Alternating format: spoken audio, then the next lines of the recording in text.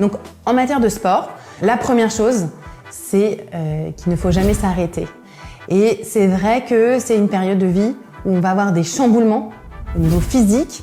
Même si on continue à faire du sport, à bien manger, on va peut-être prendre du poids, perdre du poids, se sentir moins bien, un peu gonflé.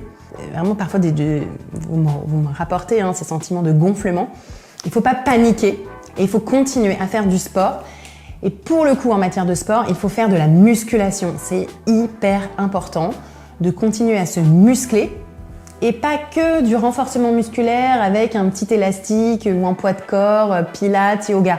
C'est très bien le pilates yoga, mais il faut aussi faire du renforcement musculaire chargé avec un peu de vitesse, un peu d'haltères lourds, des sprints en matière de la vitesse dans vos mouvements pour stimuler les muscles parce que à partir de 35 ans, on entre en sarcopénie, donc en fonte musculaire, quoi qu'il arrive. C'est comme ça que le corps agit après 35 ans. Donc il faut obliger le corps à construire de la masse musculaire pendant qu'on vieillit. Sinon, on va très vite fondre, perdre en force. Et du coup, quand on perd un peu en force, c'est pas qu'on est moins costaud. Oui, on l'est un peu moins, mais parfois aussi, on a un peu plus peur de porter quelque chose, de monter une montagne, d'accélérer quand on court ou quand on marche, parce qu'on se sent plus faible. Ça joue sur la psychologie et sur la confiance en soi. Donc la musculation 2 fois par semaine me paraît vraiment quelque chose d'obligatoire quand on veut garder la super forme dans cette période de pré-péri-ménopause.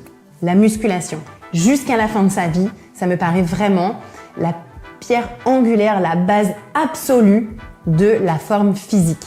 Ensuite, au niveau du cardio, il faut aussi continuer à en faire, mais aussi en intensité. Donc oui, bien sûr, le petit jog, la petite nage, l'aquagym.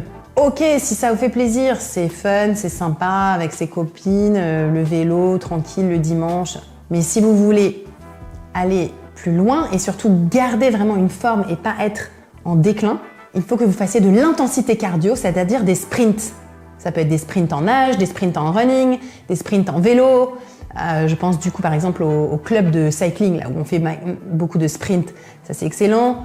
En natation, faire des 50 mètres, 100 mètres, des séries très très rapides. En running, vous faites des 400 mètres, des 200 mètres très très rapides. Allez chercher beaucoup d'intensité. Ça va aider votre cœur à rester en très bonne forme, mais ça va aussi augmenter votre masse musculaire.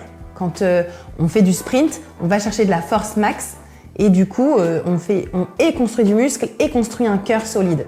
Donc musculation, cardio, moitié endurance, moitié grosse accélération. Et n'ayez pas peur d'aller loin. En fait, vous n'êtes pas plus fragile. C'est pas parce qu'on vieillit qu'on est plus fragile. On est plus fragile parce qu'on ne fait pas assez de renforcement musculaire ou de sprint ou d'accélération. C'est comme ça qu'on se fragilise.